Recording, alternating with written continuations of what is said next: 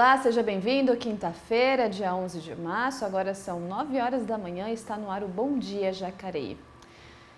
Infelizmente, a gente começa lamentando o dia mais mortal da pandemia até aqui. Ontem atingimos mais de 2.000 mortes, isso num único dia. Nosso respeito às famílias enlutadas que perderam entes queridos com pontos finais antes da hora. Infelizmente, essa questão da pandemia dói em todos nós. E em Jacareí, os números continuam crescendo. Segundo a última atualização divulgada pela Secretaria Municipal de Saúde, foram registrados até o momento 12.810 casos de Covid-19. Desse total, 12.275 pessoas já se recuperaram. Ainda aguardam o resultado do exame 4.182 pessoas e o número de óbitos, como a gente falou lá no comecinho, aqui em Jacareí também subiu, chegamos a 299 vítimas. Em relação ao tratamento hospitalar, dos casos confirmados, são 35 internações, sendo 18 em UTI, e dos casos suspeitos, são 31 pessoas internadas e 8 estão na UTI. Sobre a vacinação, até agora foram aplicadas 19.321 doses. Tomaram a primeira 13.108 pessoas e a segunda 6.213 pessoas. Esse número representa 5,57% da população. Lembrando que esses números são atualizados diariamente e a gente traz sempre essas informações aqui no Bom Dia, mas você também pode acompanhar sempre no final da tarde nos canais de comunicação da Prefeitura. Dando continuidade à nossa Semana Especial das Mulheres, já que segunda-feira foi o Dia Internacional da Mulher, aqui no Bom Dia hoje nós estamos recebendo a jornalista Nayara Francesco, minha colega de trabalho. Nay, bom dia, seja bem-vinda. Bom dia, Leilane. Bom dia a todos que estão assistindo o Bom Dia. Um grande desafio, né? Porque a gente sabe que o lugar do repórter é na rua. Sim. Na maioria das vezes não é dentro do estúdio, não é sentado apresentando um telejornal, é na rua, conversando com as pessoas, se envolvendo com as pessoas. E nesse momento de pandemia, claro, isso não parou. Nós também estamos na linha de frente. Como que é para você, Nayara, viver esse momento histórico, mas também tem um lado pessoal, a gente também tem medo. Como é que é isso? Somos humanos também, né? Acima da reportagem, acima da profissão, né? A gente também sente medo.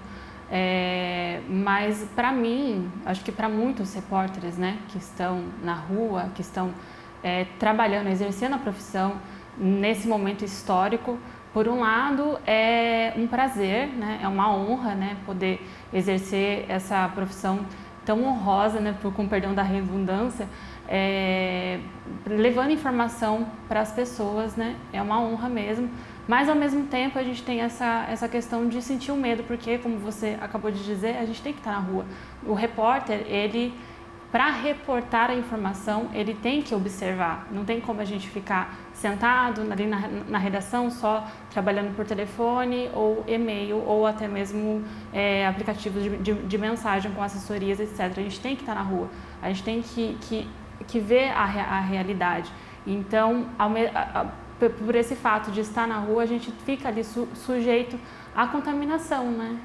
Porque a gente tem que estar próximo a pessoas, lógico, né? Todos os profissionais, né, do jornalismo, a gente tem a consciência, a gente segue todos os protocolos, né, conforme as organizações mundiais de saúde nos orientam, mas o medo é inevitável, a gente sente muito medo, mas tem essas duas questões, a honra de exercer, de levar a informação que se mostrou ser muito importante, as pessoas precisam ser informadas sobre o que tá acontecendo. Se não fosse o jornalismo, não tem nem como imaginar, né, como que as pessoas estariam sabendo agora, né, por meio de rede social, né, fica difícil, né, é um grande risco. E essa questão também que você levantou, que eu acho que é muito interessante, de falar que a gente precisa estar na rua, que a gente não consegue fazer tudo só da redação, mas a gente também enxergou um novo cenário, né? Antes da pandemia, a gente tinha um formato que a gente tinha que fazer as imagens todas com câmeras profissionais, a gente tinha que estar em todos os lugares.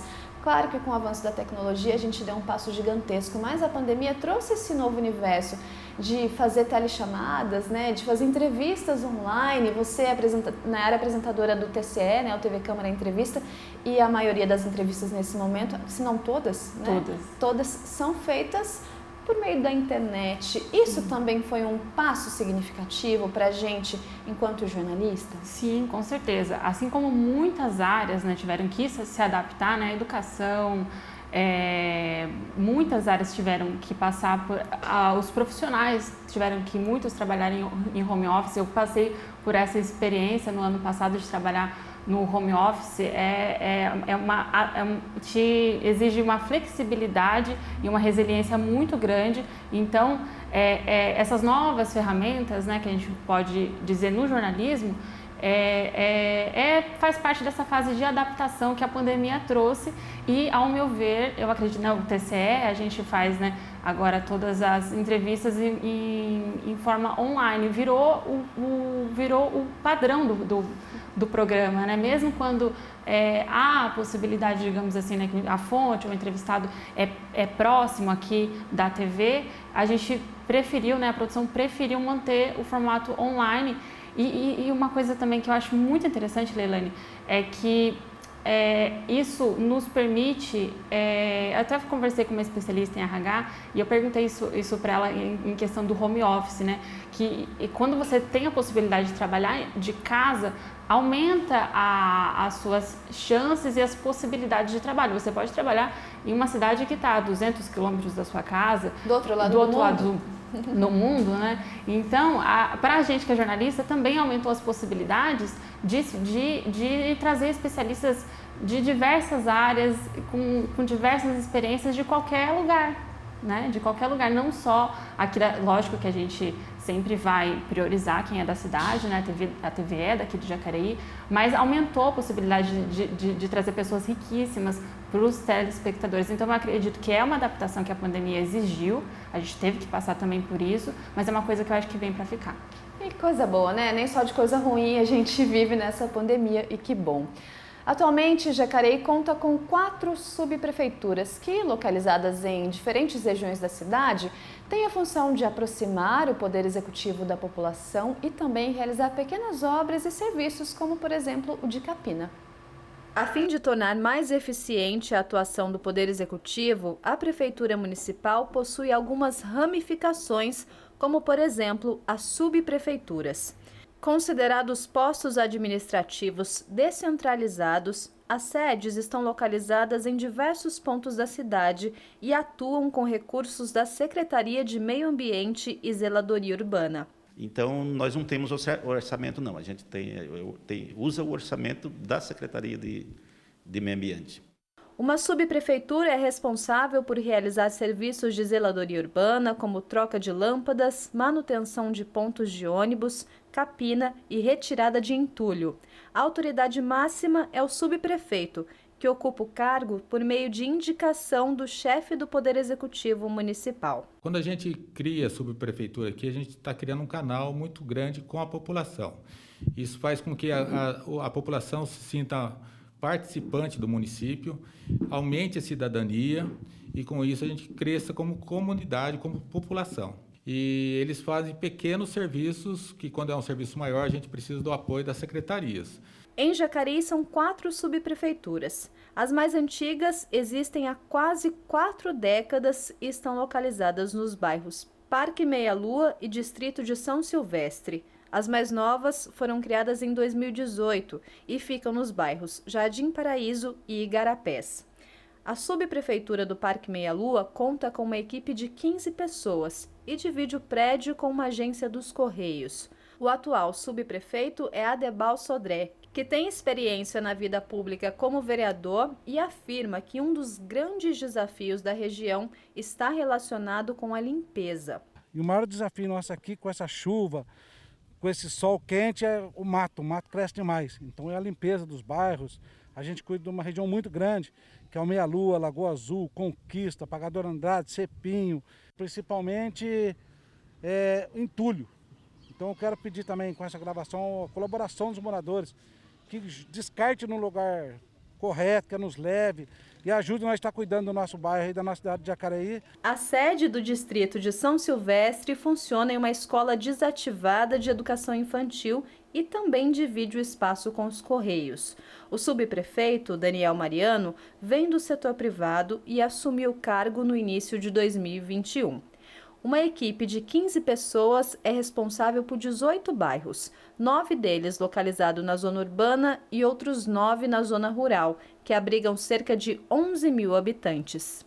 A diferença é que você tem a região urbana com uma boa estrutura, né, pavimentação, uma boa infraestrutura. E a zona rural precisa dessa estrutura, né, que eles sempre cobram da gente como subprefeito. Tem um grande problema aqui, que é sobre a parte de entulhos, né? Que todos possam ter consciência. A gente tem aí caminhão do Catatreco, toda quarta-feira, se você agendar, você tem um caminhão para poder vir recolher seus pertences que você não quer usar. Vamos manter nossa cidade limpa, nosso bairro limpo, né? A subprefeitura Nilo Máximo, localizada no Jardim Paraíso, é responsável por 11 bairros da região sul da cidade. Por conta da pandemia, trabalha com um número reduzido de funcionários. Somente 3 estão atuando. Entre eles, o subprefeito Juarez Araújo, morador do bairro desde 1994 e ex-vereador. Ele relata que entre os maiores desafios estão a capina, principalmente na época de chuva, e o asfaltamento do bairro Jardim do Marquês. A situação é bem difícil, porque mexer com obra, e grandes obras, com período chuvoso, é complicado. Mas a gente percebe que os moradores também, eles entendem, né? Eles compreendem que a situação é difícil.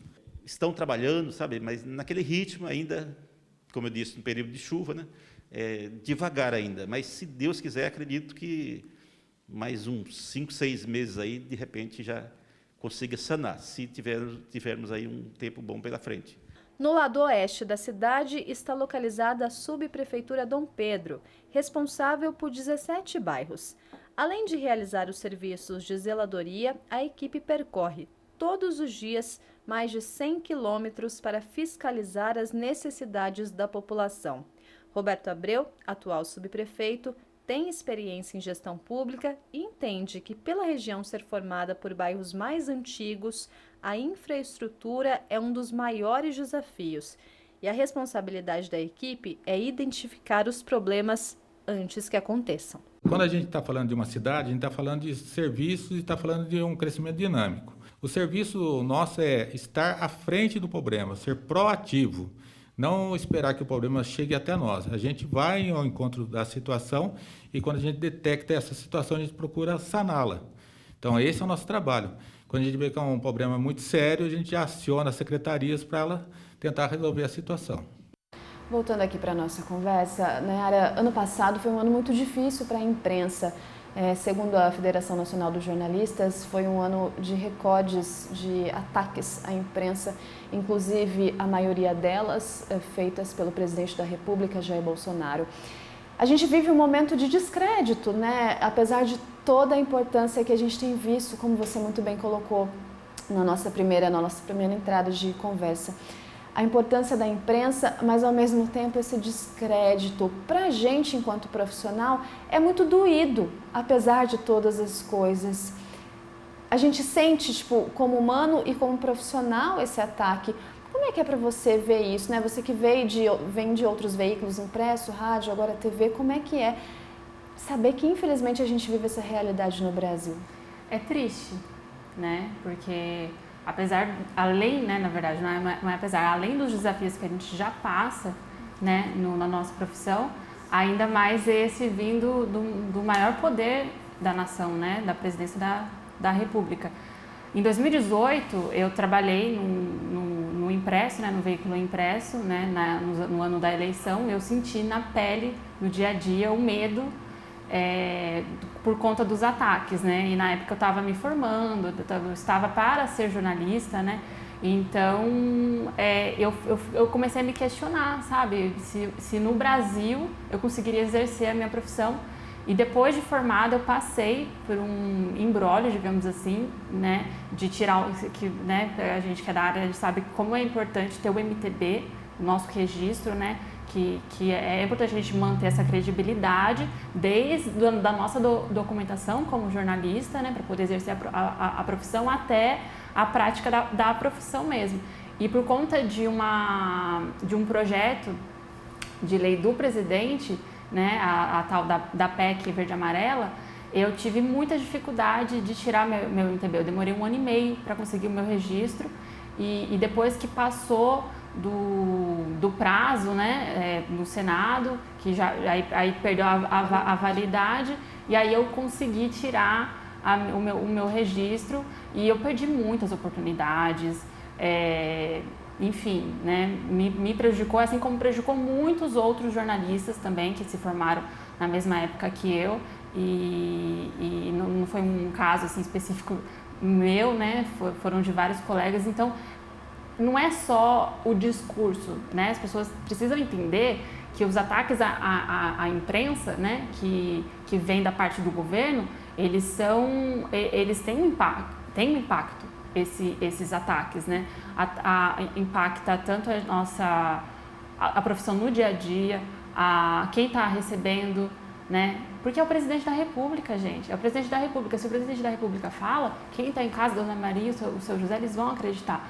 E a gente tem que pensar na nossa profissão, que a gente já estava passando por uma crise desde antes de 2016, né? Quando veio aí o boom dos portais, né? E aí vários modelos de negócio de jornalismo vieram perdendo a sua força por conta da internet, e aí veio 2016, na época do fenômeno das fake news, que eu não gosto de usar essa palavra, porque se é news, se é notícia, não pode ser falso, porque o termo notícia tem que ser verdadeiro. Então, por conta do boom da desinformação, vamos chamar assim, desde 2016, a nossa profissão caiu em descrédito, né? As pessoas começou a perder uma certa credibilidade. Aí veio a crise das instituições, né? Aí veio o jornalismo, as instituições de ciência, de pesquisa, e aí veio a pandemia, né? E aí, não que a gente comemore isso, óbvio que não, mas a pandemia, essa crise, ela mostrou que a nossa profissão, ela é importante. A nossa profissão, ela é necessária. Não é, a gente não, as pessoas precisam parar de pensar que o jornalismo que existe um glamour em torno do jornalismo, porque não. Quem dera. Quem dera, tipo, houvesse esse glamour que todo mundo pensa, né? Porque é debaixo do sol, é na chuva, é cobrir enchente, você ser, nós que somos mulheres, né, sofrer assédio, ser descreditada, ser interrompida, né, que é o que eu acho que o que mais é um dos mais comuns aí no top 10, digamos, né, de ser interrompida. Então já tem vários desafios, né? Então não há glamour. Então a profissão, ela se mostrou necessária durante essa pandemia. É importante levar informação para as pessoas estão sabendo o que está acontecendo por meio da imprensa. O governo, voltando de novo no governo, a gente que trabalha com jornalismo, a gente precisa de dados, a gente precisa apurar. E de onde vem esses dados? Vem das instituições de pesquisa, das instituições de ciência e do governo. O governo não está disponibilizando dados da pandemia. Então, a imprensa teve que se unir e criar um consórcio de imprensa para poder conseguir levar para a população esses dados. Olha só o tamanho da importância. As pessoas sabem o número de mortos, o número de vacinados, o número de infectados, tudo por meio da imprensa. Então, com esse fato, infelizmente por conta da pandemia, né, não é um contexto muito feliz, mas a gente está conseguindo mostrar o quanto que a gente é importante para a cidadania, para a democracia. E a informação constrói caminhos, né? Por isso a profissão é tão importante. A vacina Coronavac, desenvolvida pelo Instituto Butantan e a farmacêutica chinesa Sinovac, é eficaz contra as 3 variantes do novo coronavírus que circulam aqui no Brasil. Notícia boa. A informação foi dada ontem, quarta-feira, pelo diretor do Instituto Butantan, Dimas Covas. Ainda preliminares, esses estudos realizados pelo Instituto em parceria com a Universidade de São Paulo, a USP, incluíram amostras de 35 participantes vacinados na fase 3. O estudo completo inclui um número maior de amostras que também já estão em análise. Os resultados completos ainda serão divulgados, mas, claro, notícia boa, eficácia então da Coronavac relacionada às variantes encontradas do coronavírus aqui no Brasil.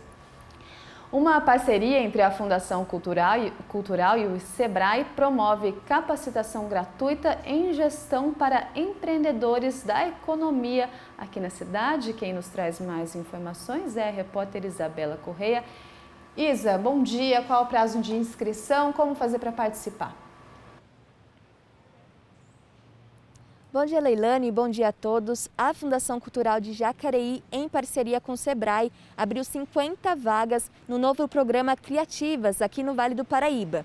Esse programa é destinado a empreendedores da área de economia criativa que possuem CNPJ. Serão 6 encontros de forma virtual e nesses encontros serão orientados questão de gestão financeira de projetos, estrutura, divulgação e apresentação de ideias. Esses participantes também poderão ter mentorias individuais para que possa ser ajudado a questão de aplicação desses aprendizados. Vários profissionais das áreas da economia criativa e cultural podem participar, como música, artes cênicas, artes plásticas, audiovisual, artes urbanas, patrimônio e literatura. As aulas acontecem 100% online e é 100% gratuito. Essas aulas acontecerão entre os dias 22 de março e 7 de abril, nas segundas-feiras e nas quarta-feiras, às 6h30 da noite até às 8h30 da noite. A inscrição já está aberta e vai até o dia 16 de março. Para você conseguir se inscrever, é só acessar o site da Fundação Cultural, fundaçãocultural.com.br, ou enviar dúvidas no WhatsApp 3519-4818. É isso aí, a cultura não para e a gente continua movimentando e capacitando artistas aqui da cidade. É com vocês aí no estúdio. Obrigada, Isa, pelas informações. Então, só reforçando, inscrições a partir do dia 16 de março. Você confere outras informações no site da Fundação Cultural de Jacareí. O presidente da Câmara Municipal e a secretária de Assistência Social visitaram as instalações do Desafio Jovem Ebenezer e conversaram sobre futuras parcerias com a instituição. Representantes dos poderes executivo e legislativo estiveram na sede do projeto social Desafio Jovem Ebenezer, no bairro Chácaras Reunidas e Igarapés, na região oeste do município. O objetivo da visita, além de conhecer as instalações da instituição, foi conversar sobre futuras parcerias que podem ser firmadas entre a Prefeitura e a associação. E essa parceria vai ajudar muito, né? Não só eles aqui, como Jacareí. Hoje na nossa cidade tem muitos moradores de ruas e muitas vezes tem muita dificuldade, né, para a secretaria chegar. E essa parceria junto com o Ebenezer, que faz um trabalho excelente aqui no município, aqui na nossa cidade, e a gente está nesse intuito, né? A Câmara Municipal dando esse apoio, trabalhando, e nós temos certeza que essa parceria é o que precisa para o município para que a gente possa tirar os moradores de rua e dar uma assistência melhor para eles. Eu acho que foi muito importante conhecer esse espaço, saber que nós podemos ter a possibilidade de contratar esse serviço. Hoje é uma demanda muito grande, suprimida, a gente precisa dessas vagas. O que é importante, a gente conseguir regularização de documentos. Hoje não existe essa parceria ainda do CMAS e essa instituição. E vamos caminhar para olhar os documentos, ver na lei as possibilidades de haver sim esse termo de fomento. Para a gente é muito interessante. Hoje a gente quer formalizar isso daí, né? Para trazer as pessoas que estão, digamos, em parte vulnerável na cidade, né?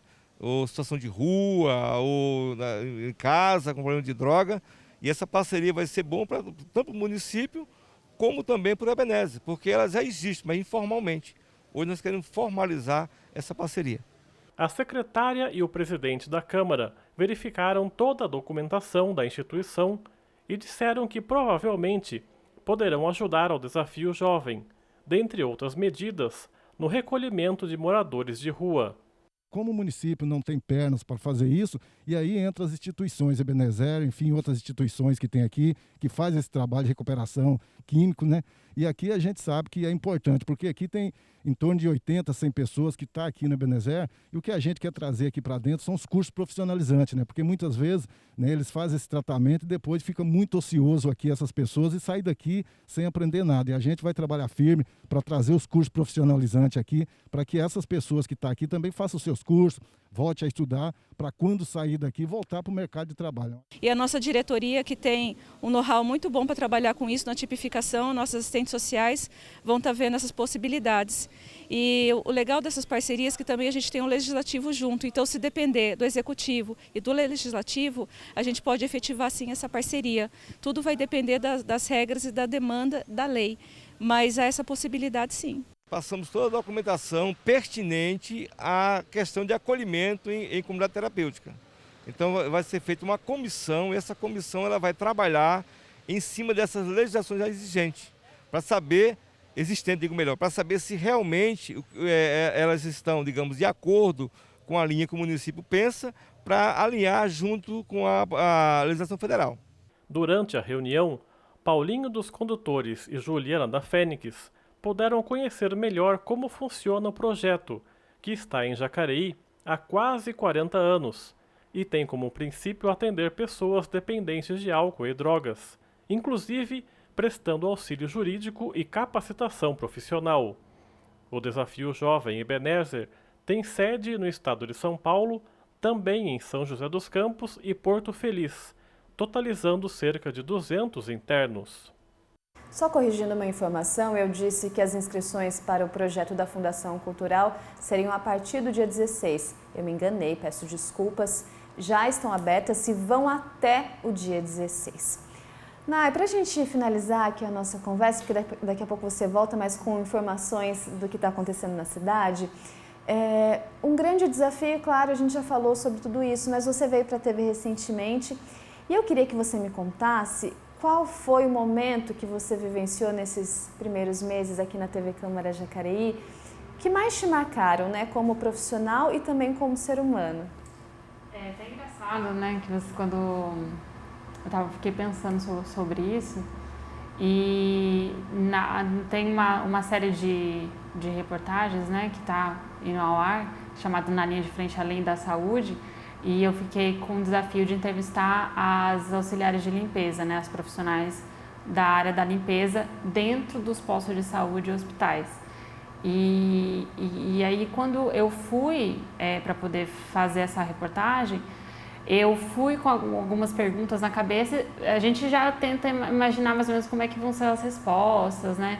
E, né, por meio da nossa apuração, baseado na apuração, você fala assim, acho que elas vão responder mais ou menos isso, e foi completamente o oposto do que eu esperava, né? Então, elas falaram que não se sentem valorizadas. Isso, para mim, foi muito... Eu senti a dor, sabe, assim? E enquanto eu entrevistava, né, a Grazi, eu senti que na entrevista não foi só um depoimento que ela deu, sabe, ali para a entrevista, foi um desabafo mesmo, sabe? Porque essas pessoas, né, elas são, esses profissionais, eles acabam sendo invisíveis, né? Porque o pessoal tá ali, quer tudo limpo, mas assim, não sabe que precisa que sem aquele profissional, o chão não vai ficar limpo, as cadeiras não vão ficar limpas. E aí, quando veio a pandemia, né, os médicos, né, a gente já sabia disso, que limpeza, ela traz saúde, né, evita infecções, né, mas com a pandemia isso ficou mais claro, né, os médicos falavam até no começo da pandemia, água e sabão, água e sabão para você poder se prevenir. Então, o que os postos de saúde, os hospitais são sem elas? Sabe? Então, me impactou muito saber que elas não sentem essa valorização, né, dentro do ambiente de trabalho delas, sendo que elas estão na linha de frente, né, que a gente tem o costume de pensar no médico, no enfermeiro, né, que é mais fácil de associar a saúde e a todo esse trabalho durante essa pandemia, né? Mas tem outros profissionais também, da saúde mesmo, né? Fisioterapeuta, que não é tão valorizado assim, e tem casos, né? Tem relatos que eu ouço, que eu já assisti também, que muitas pessoas saíram da UTI por conta da fisioterapia, né? Contraiu a Covid e saiu por conta da fisioterapia, entre outras N profissões que estão na linha de frente e não são valorizadas. Estão ali correndo risco todos os dias de contrair a doença, de ser internado, de correr o risco de parar na UTI e até mesmo de virar óbito, né? Assim como a nossa profissão também, né? A gente está ali na rua, a gente também, né? A gente estava até conversando que só no final do dia cai a nossa ficha de que a gente passou risco de vida, né? Ao longo do dia, mas por conta do trabalho a gente não para pensar nisso. Então, essa reportagem que eu fiz, assim, ela me impactou muito, depois que eu finalizei, entreguei, eu fui assistir, eu me emocionei, assim como os outros episódios também, né? Não tem como você não se emocionar. Sim, essa série toda claro, a gente ainda está em processo de exibição aqui no Bom Dia Jacareí, mas os episódios que já foram exibidos você encontra nas redes sociais, tanto o Facebook quanto o canal do YouTube da TV Câmara Jacareí. E claro, o nosso respeito em primeiro lugar a todos esses profissionais que estão na linha de frente, mas infelizmente são invisíveis para muitas pessoas. Nai, muito obrigada pela sua participação aqui no Bom Dia. Daqui a pouco você volta com informações de obras do SAI, isso mesmo? Isso mesmo. A gente deixa para daqui a pouco. Daqui a pouco eu volto. Nai, obrigada, viu? Eu que agradeço. A gente vai para o intervalo rapidinho e voltamos já.